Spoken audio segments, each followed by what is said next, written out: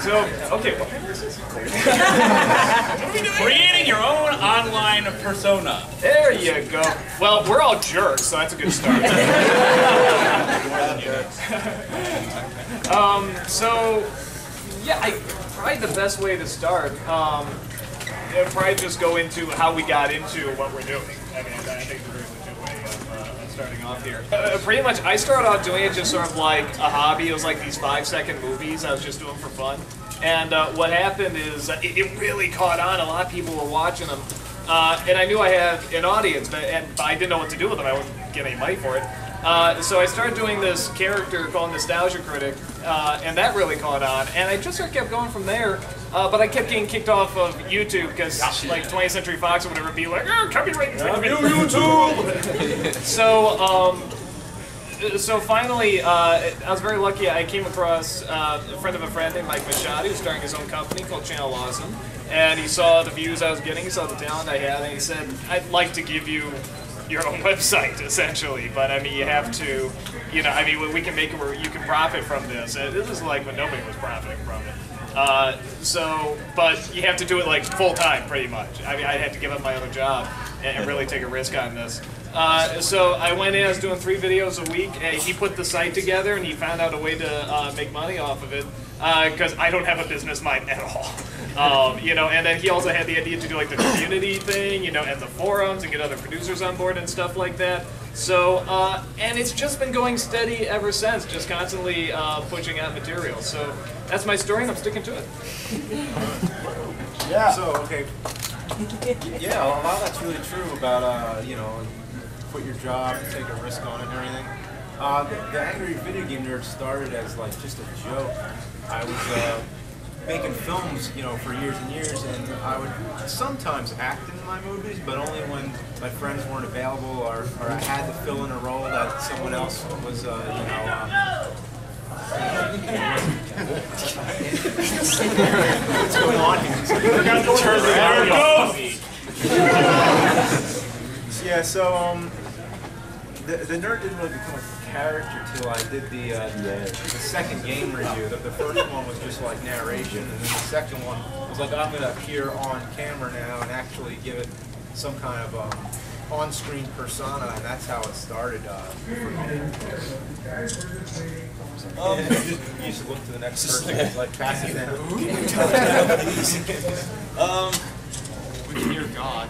I originally started this character writing a comic back in 09, I think it was, or 08. And I thought to myself, like, how am I going to get an artist to draw this comic for me because I can't draw anything beyond stick people? I'm going to dress up like this character that I want to do, and I'm going to go to FanX, and I'm going to see if I can find one of the artists that's there. So I went, and I thought, oh, you know, it would be a really great idea to get people excited for the character, to see if I can get an artist to jump on board with the project, is to go into a masquerade thing with it, because that's a minute worth of time in front of your entire target audience. And I said, okay, fine, I'm going to do that. I kept doing more masquerade stuff. I kept going to more conventions and showing up, acting the character, trying to find an artist, until someone was like, hey, why don't you like do some short videos with that stuff? And I've been doing short videos since I was in high school. I figured, fine, why not? People have been bugging me to do it for a while, so I started just, you know, kicking up the channel. And I sadly don't make any money off of what I'm doing. But I do it anyways because I absolutely love it, and it's 2 tons of fun, and I hope one day to get paid to do it, but I'm going to keep doing it regardless of whether or not I do. Soon.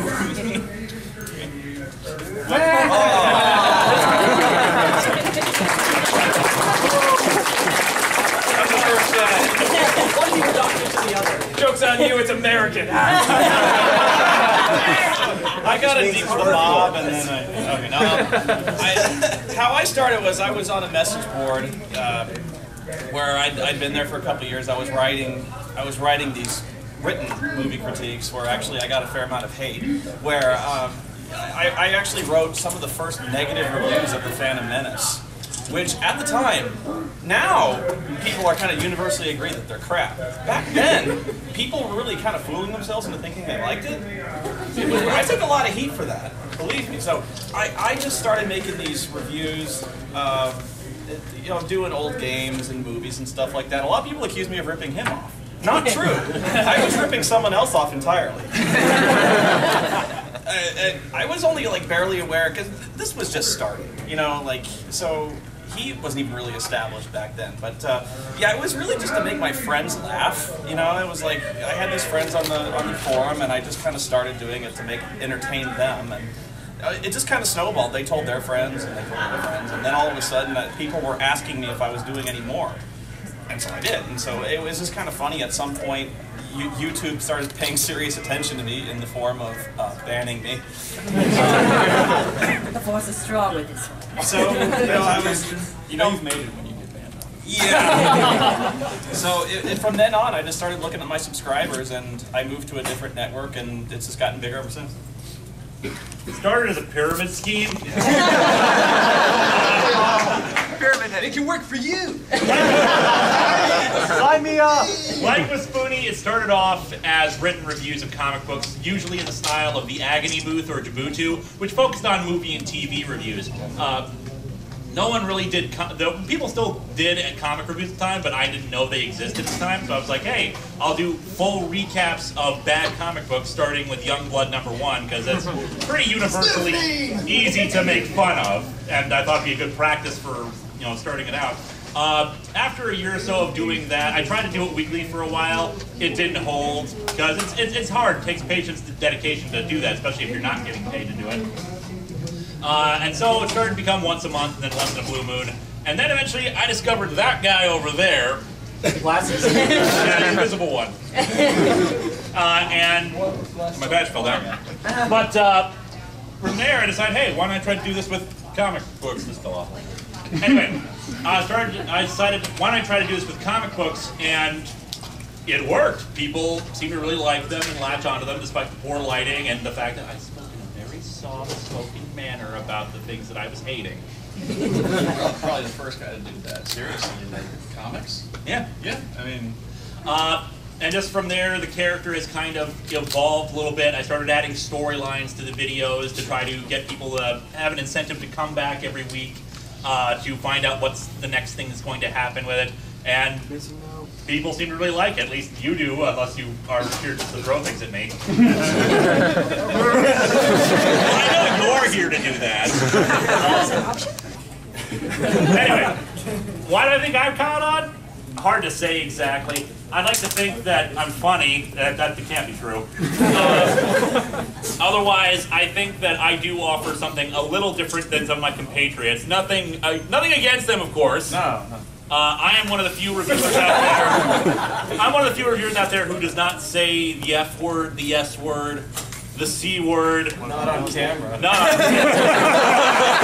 I'm serious. I swear like a sailor off panel, off the screen. Like a fucking wagon. Hell, Michigan. And, yeah, that's I think helped a little bit because I've gotten emails from people who say, "I'm so happy that you don't say these things because then I can show them around younger kids, even though some of the subject matter you deal with is adult. They just don't understand it, but they don't say the naughty words and parrot them." Otherwise, yeah, stories, imaginative characters, people seem to like them, and that's it. Don't look at me!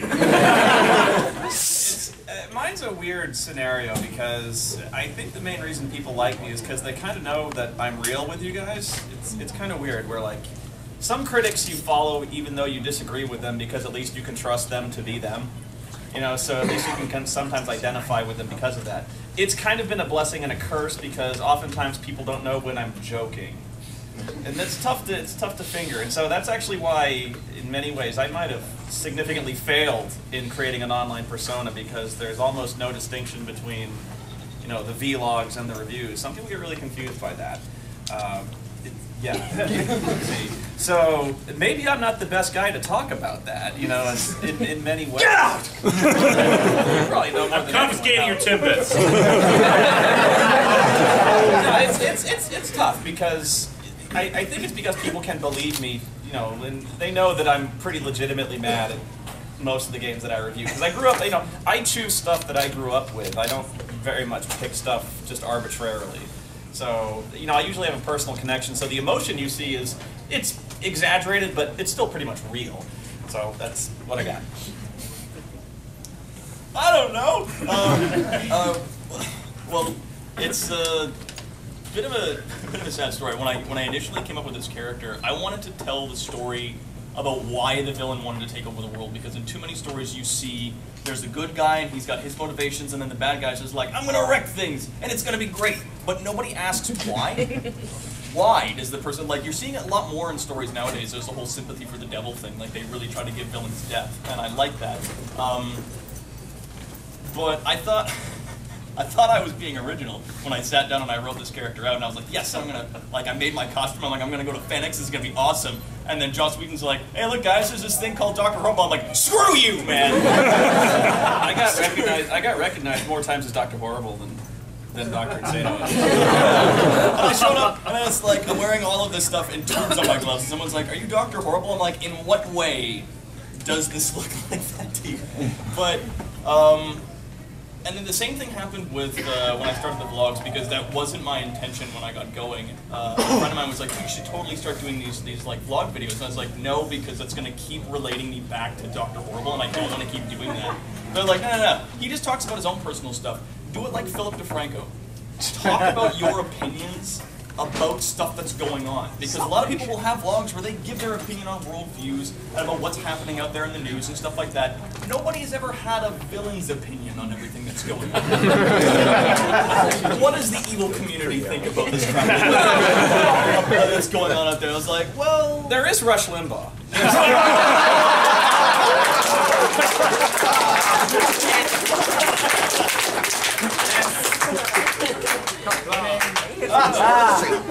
I think personally that might be why it's picked up, because it's sort of the real world kind of look at what it's like to be a supervillain, and the life bits in there, and I at least that's my best opinion as to why that's going as well as it is.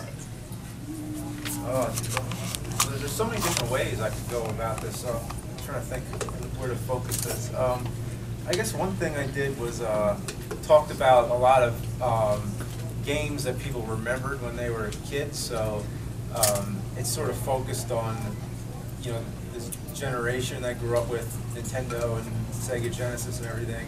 So a lot of people remember the games, and that really helps that they hear someone talking about something that they remember.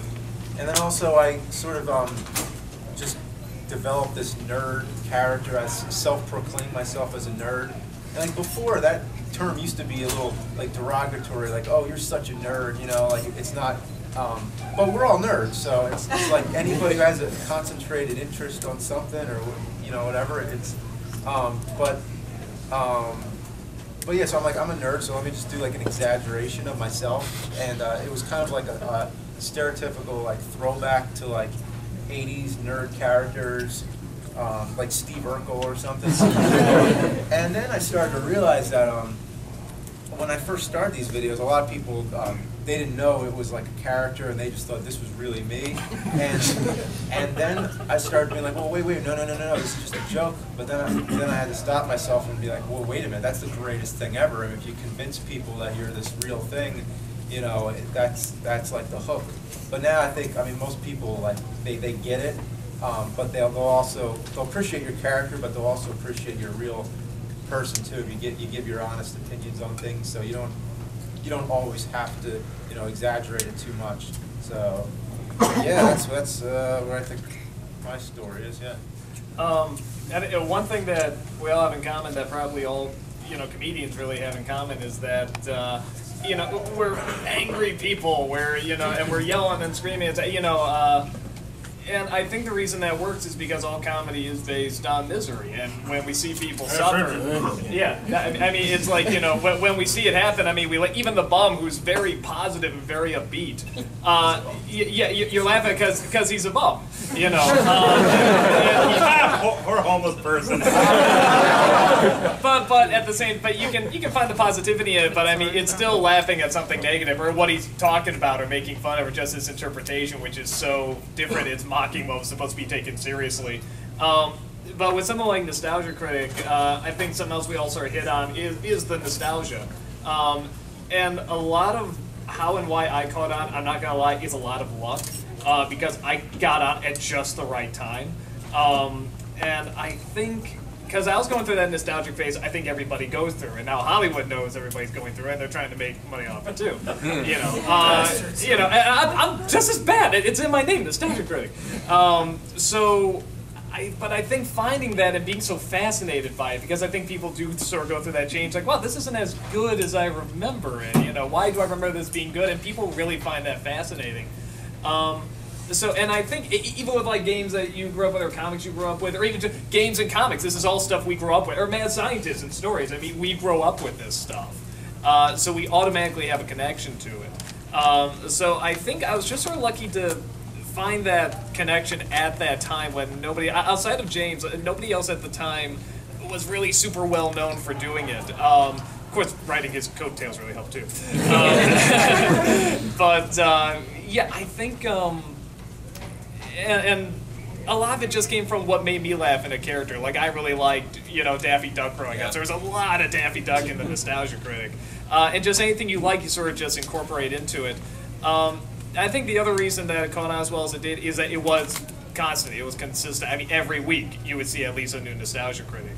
And when people have something they can just keep coming back to, that's great. If you have something that's once a month, you can keep it up.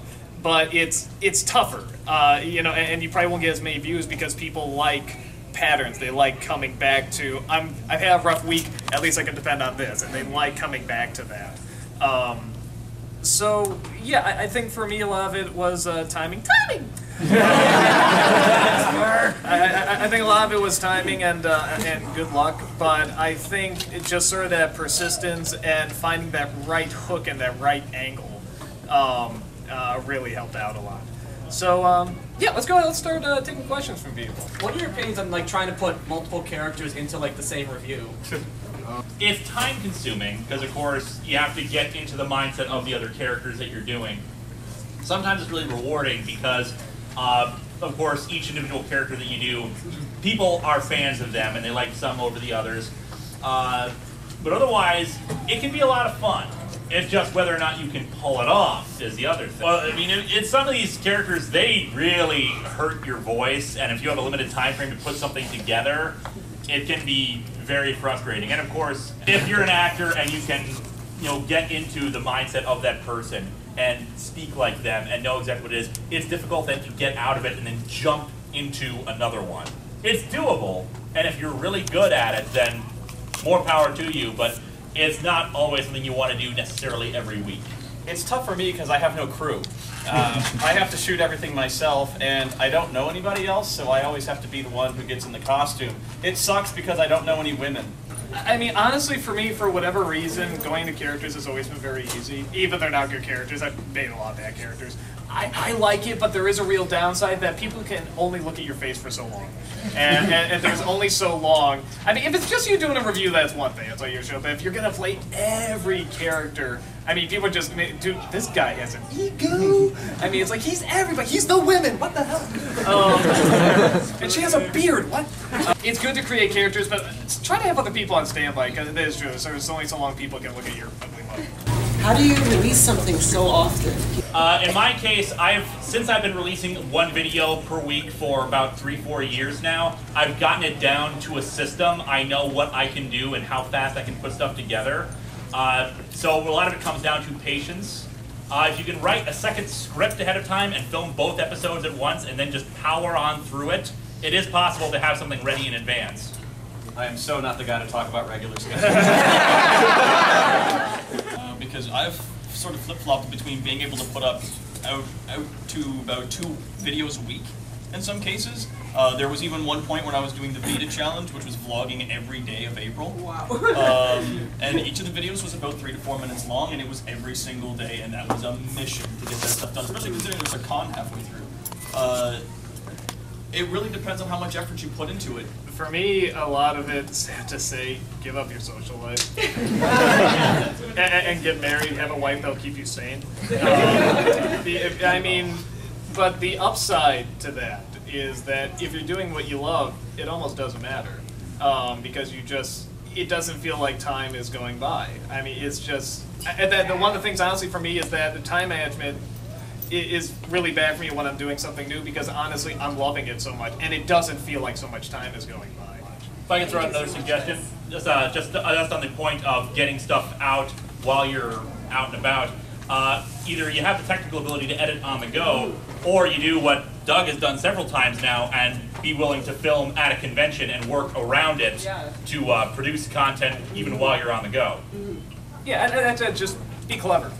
And if you love it, it's much easier to be clever. Take advantage of the resources you have. Yeah. Like, how long was it, like, when you were doing it before you kind of realized, wow, this is really kind of successful?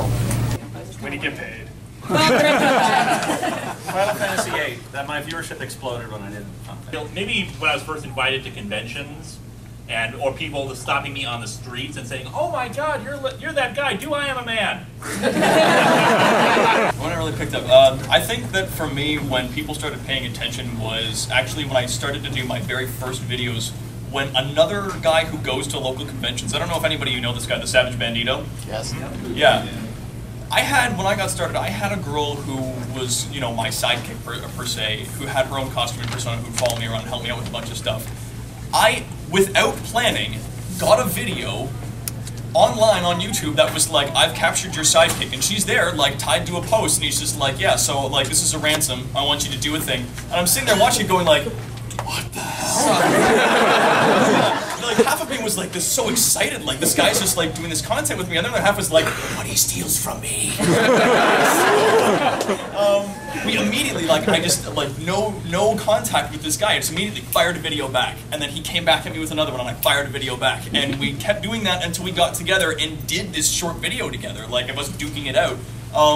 And people went bananas for it. Like, the people that saw it were like, this is a lot of fun. Geez, you should do this more. And I was like, yeah, okay. Like, this looks like it could be, you know, a good time. And that, for me, really, was when it picked up. Is when other people start acknowledging your stuff and wanting to get involved in it. Well, for me, I mean, it was a gradual thing. I think the moment I felt like it was, like, famous, like, I felt like it was big, was just, like, I guess really from the beginning, it was like, all it takes for me is just, like, one message on MySpace, and it's like, hey, I liked your videos. It's like, oh, that's cool. Someone out there likes it. Because that's what the way I grew up making films. You didn't really have a way to distribute it much. It was just on VHS tapes, and you would just pass them around in school or something, and someone would see them. And you know, like, yeah, you'd hear, you know, like some people would say stuff back, and that was it. It was just small numbers, and it was all manageable. Once it got to where it was like so many comments that you can't even, like, you know, even read them all, then it's like, okay, this is big. So that's where it got big for me. Just when it got to the point where you couldn't read all the comments. All right, did I not go? I mean, for me, actually, I'm sorry. I'll say it real quick. I mean, there is something really cool where it's like when you're doing it for fun, it's wonderful and it's fantastic seeing the fans. When you're getting paid for it, that's like, what the hell? The world's upside down. I'm getting paid to do what I love. This is crazy. So I mean, I didn't mean it like, you know, when I get the money. You know, it's really fascinating when somebody's like, I will give you goods to keep doing this, and that's really fascinating to me. So I really meant that when I say getting paid. You're such a sellout. It's not that greedy. It's just it's touching that someone will actually give you something to keep doing. Basically, just average Joes in your basement started filming yourself with your webcams or something like that, and now you're really having a big impact on people, and you're kind of working outside of the industry. You're not like, you don't have big studios behind you and all that, so you're really democratizing the media. We can see people like us just doing things and getting all these people coming to see them and caring about what they say. And I was wondering how you feel about that. Well, it helps that we've, as Doug said, we got on at the right time to do this kind of thing. And it's only just now getting to the point where a lot of people can pull that off and just get on there and produce things. Mind you, it doesn't happen overnight. And a lot of people still have been doing this for years and are still having difficulties with it. A lot of it is luck, a lot of it is talent, but how we feel about it, I feel frankly great about it. I feel awesome that we don't have to follow the established systems anymore, that we can go independent. I mean, look at this man over here. He's making a movie about his character. He went to Hollywood, made that movie, and you just know, yeah!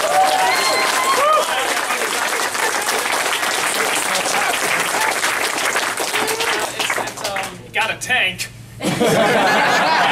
Still can't get over that. I do like if there's any kind of impact I've made, it's that I've helped people somewhat analyze movies a little bit more. Sometimes you watch a movie, you don't even think about it. A lot of the Michael Bay stuff, it's one of those switch your brain off. And if anything, I've kind of raised self-awareness about actually thinking about the story to the point where I sociopathically nitpick. But yeah, people have told me, like, you know, I didn't used to think about this. I really didn't recognize the crap I was watching, and you know, you've kind of exposed me to a higher culture. So, yeah. The reason I started doing this was so that I could inspire people to be better and to do more and to take a more active stance on what it was that they were doing, because the character in and of itself that I wrote was someone who just didn't want to accept things that were happening anymore. And I like the way that it's sort of been accepted by a lot of people, because I have had people that I don't know message me and say that, you know, they feel better about what it is that they're doing, or they want to take a more active stance in their community about improving things like politics. I feel really great about that, I think would be the word on that. In terms of how easy it's been, again, like this gentleman here, I was doing this when I was in junior high. Like, I was just making stupid videos and then, you know, putting them on my goofy little camera, hooking them up to a TV in like one of the library rooms, and then, you know, some people would get together and watch these fun little videos. The fact that I can share that infinitely on the internet has been an unprecedented experience. This is something that the world's never experienced prior to this, is the ability to share information at an almost infinite capacity. So that is, yeah, like, and getting on board with that at the right time. I feel like I'm just coming in a little too late, but I'm working on it. Oh yeah, I don't have much to add, but I really love how you said it, how you've articulated that, because everything you said that's like my life mission, basically, to change the way cinema is done, and I guess just to massacre. That's why it's called Cinemassacre. What I do. Yeah. You know, the freedom that we have is fantastic. You really don't find it anywhere else. And I think people forget how rare that is, actually. To actually have freedom to sort of do and say, you know, so much in your opinion. And for me, though, it's very much the thing that does it for me is when I'll get an email that says, like, dude, you're the highlight of my week. I need your stuff to survive the stress I'm going through. Or, like, I have depression and you've helped me through that. Or somebody has died. You helped me through that. You know, I'm in Afghanistan. You're helping me through that. Wow. I mean, it's like stuff like that is like, I mean, and it started from you just filming something, you know, in a room just for youngs, and it's like now you're getting stress relief, and you do think about when things do become so stressful, how much you need a release as well, and it's cool to think like you're that release. And so I think for me, I sort of went in with the same goal he did. Like, I wanted to change, you know, film. I wanted to tell my stories and stuff. I'm realizing more and more the stories I want to do and tell. A lot of people my generation did, and they are doing it, and they're actually doing it well. I actually think cinema's doing pretty, and TV, like Game of Thrones and stuff like that, is actually doing pretty well. So now for me, it's sort of been replaced by, instead of wanting to change film, very much just I want to be that stress relief for people. And if I could get my ideas out there, great. But if I can make people feel better, that's the world. That guy's been having his hand up all day. Yeah. Thank you. I have a question for you, Spoonie and Duck. The first question is, where does the inspiration for Dr. Insano come from? Actually, what's funny is I didn't know this. There's actually a webcomic called Dr. Insano. I didn't know that. Dr. Sleepless. No. Dr. Sleepless was really the main inspiration behind it, because he was this character who intentionally wanted to be this really cinematic, stereotypical supervillain for various reasons. But he was like, you can't be a mad scientist unless you wear goggles. So he was that kind of guy, and so I was at a costume shop and I saw these crazy X-ray goggles, and I was like, that was really the character. That's what the character is. It's just the crazy goggles. Everything else just kind of falls out from under that. Because anyone can be Dr. Insano. You've seen it, cosplayers, all that stuff. That's what it is. I mean, it's just the guy who loves what he does. It just happens to be creating really fucked up things with science. Did you have a channel awesome during the Dr. Insano? What? During one of your reviews with Linkara, wasn't there like one scene where like there was a whole bunch of the Crisis of Infinite Insanos, yeah. Yeah, we did that whole thing with Hyper Time, just where like everyone who wanted to be Insano kind of got in that room. But yeah, Dr. Insano's inspiration was really Dr. Sleepless and just the notion that goggles make the character. The question for you, Doug, is where did Santa Christ come from? The North Pole. It came from my brother who claims he loves being behind the scenes and can't act, saying, I don't do anything in front of the camera, I want to do something. So I finally just said, okay, I'm going to give you the most awesome character in the friggin' world. It's going to be Jesus Christ and Santa Claus. And it's just like, okay. That was pretty much it. I just wanted to create, just this really awesome character that's just the biggest combination of just pleasantness and niceness and comfort and warmth and Santa Christ. So that's pretty much what I did, you know.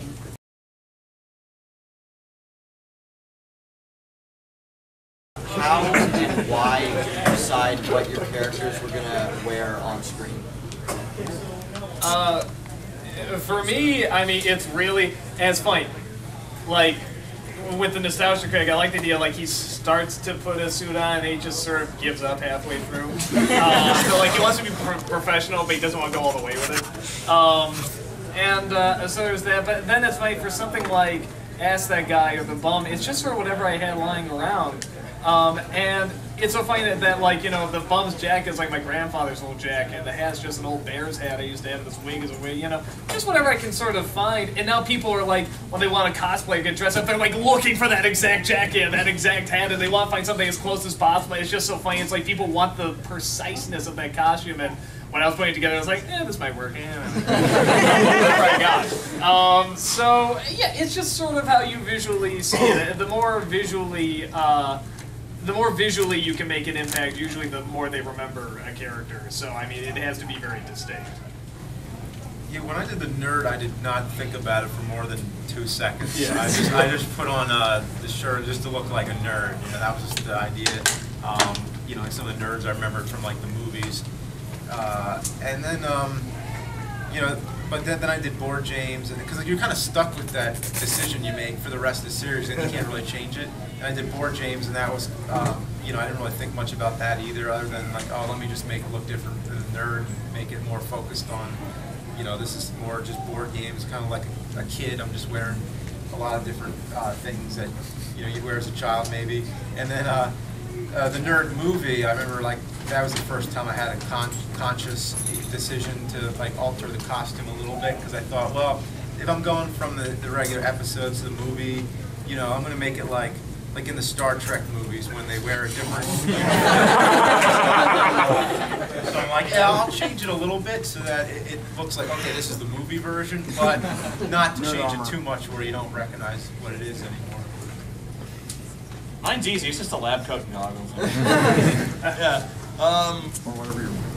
When I got started originally, I was going with A, what I had on hand, and B, how I wanted the character to look.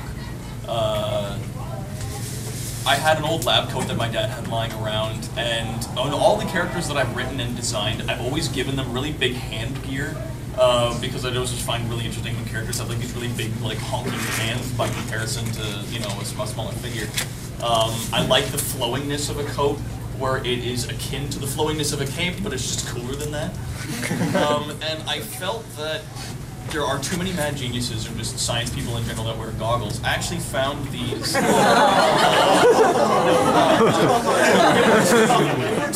I found these blind people's glasses way back when I was living in Guelph, and you actually can't see through these very well.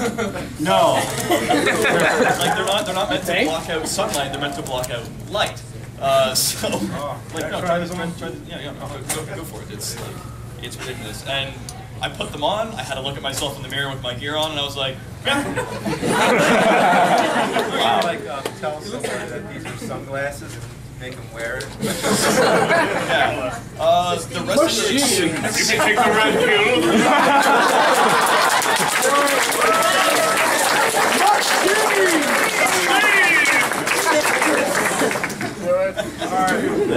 Where do you see all of your characters going? What's the future look like?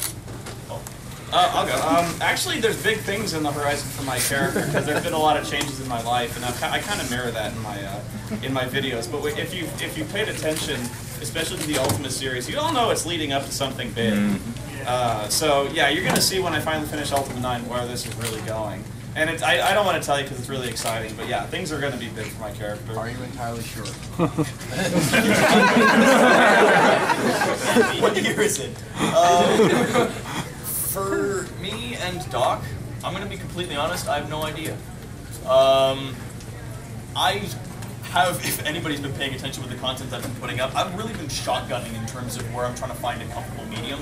I've been doing the news bits, a la Philip DeFranco. I've been doing a lot of just random short videos. I've tried just like flat out vlogging. And a lot of it's really fun. I think I may keep doing all of it in smaller portions. I'm looking to find something that I can do in greater capacity. I don't know if I want to start reviewing stuff or doing videos of me playing games, which would be a lot of fun, but it's being done, right? I know that I'm not going to stop. That much I'm aware of. But I'm just not sure where it's going to take me. And to be frank, I'm excited about that. As far as the nerd goes, I'm sure it'll always be around in some way. Even if I'm not cranking out episodes as fast as I used to. It's something that's just like a part of me that'll it'll never go away. You know, it's a great thing to have. You know, I hope one day I could be like Adam West. If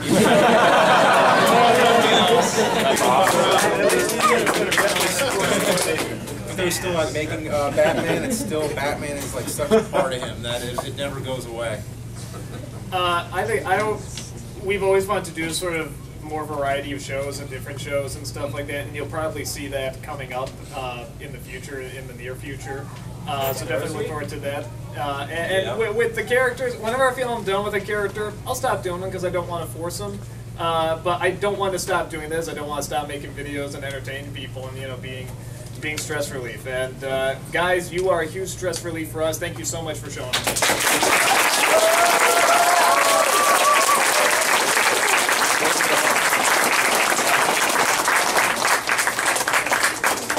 Take off the hat.